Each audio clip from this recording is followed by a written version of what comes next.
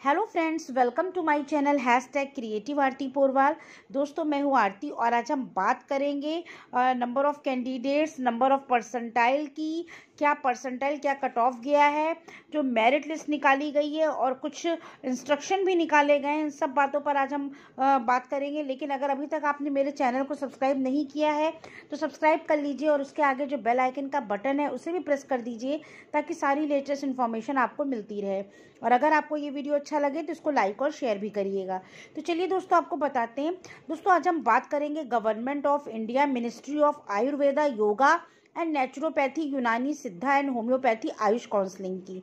दोस्तों, आयुष भवन ने एक नोटिस रिलीज किया है, admission in under graduate course in Ayush college for academic session. तो इसमें जो नोटिस है उसको आप पढ़ लीजिए।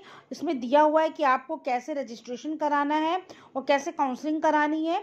तो इसमें जो पॉइंट्स वाइज दिया है, I am directed to refer subject cried about the stay then ministry has received various representation requesting to reduce the required percentile. जैसा कि आपको मालूम है, नीट 2020 में BAMS, BUMS और BHMS के लिए परसेंटाइल जो है कम कर दिया गया है।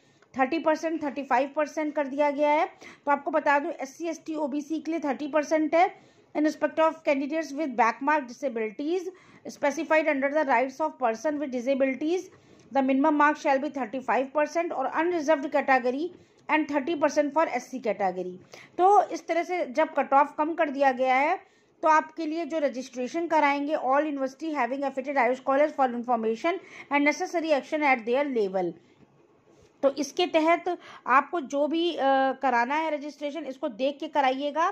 तो आपको मैं दिखाती हूँ अनरिजर्व्ड कैटेगरी के लिए कितने मार्क्स होने चाहिए और कितनी रैंक होनी चाहिए। टेबल दी हुई है, इसके अनुसार आप देख सकते हैं।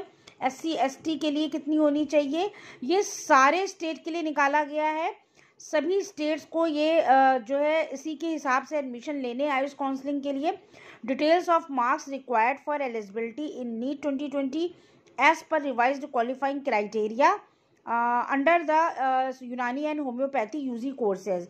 तो दोस्तों, I am directed to refer to ministry letter dated 15 January at to say that inform that marks qualifying NEET 2020 क्या उसमें रिवीजन हुआ है, क्या रिवाइज्ड हुआ है।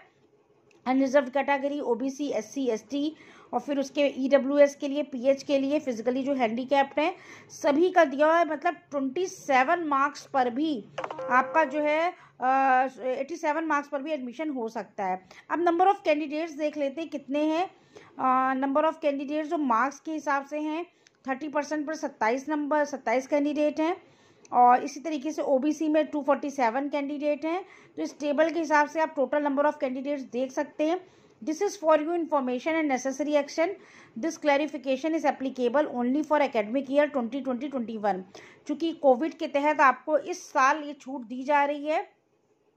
This issue with the approval of the competent authority or all registered of university having Ayush College for information necessary action at their level। और आपको बता दूँ, all national institute under the Ministry of Ayush for information NIC for uploading on ministry website। तो दोस्तों, आपको ये भी बता दूं कि इसमें एक और लिस्ट भी निकाली गई है, लिस्ट ऑफ द कैंडिडेट्स जो इनएलिजिबल हैं for participating in UG Ayurveda counselling.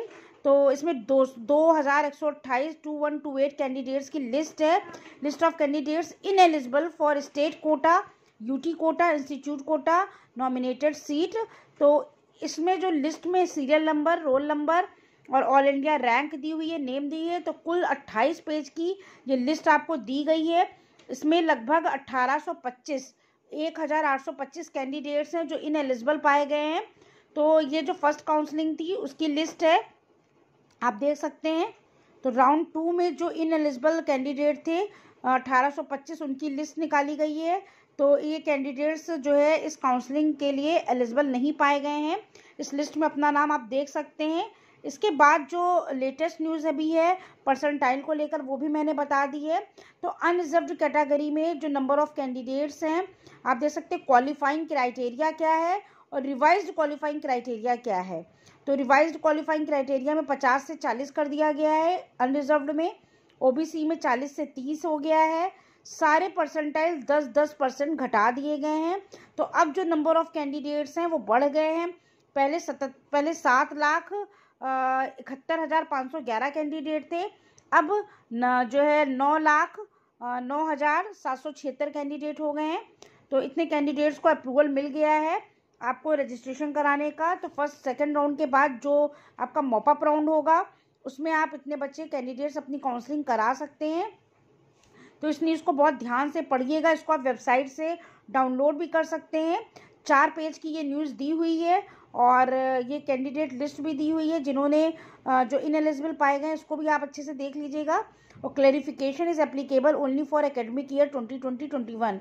और ये जो परसेंटाइल का किया गया है ये सिर्फ इसी साल के लिए किया गया है। तो दोस्तों ये पूरी न्यूज़ हो गई आपकी। आयुष काउंसलिंग के लिए इंपॉर्टेंट पॉइंट्स निकाले गए हैं। इनएलिजिबल कैंडिडेट की 1825 कैंडिडेट की लिस्ट निकाली गई है। प्लस आप परसेंटाइल देख सकते हैं, 10-10% हर कैटेगरी में कम किए गए हैं। तो ये जो नया ये स्टार्ट हुआ है, नए कट ऑफ निकाले गए हैं, ये सिर्फ इसी साल के लिए हैं। इसी के हिसाब से जो आपकी काउंसलिंग थर्ड राउंड की होगी वो कराई जाएगी, कंप्लीट कराई जाएगी। और जो कैंडिडेट्स बढ़ गए हैं कट ऑफ कम होने के कारण, वो भी आप देख सकते हैं कितना अंतर आया है। तो इस टेबल को और इस नोटिस को आप डाउनलोड कर सकते हैं ऑफिशियल वेबसाइट से।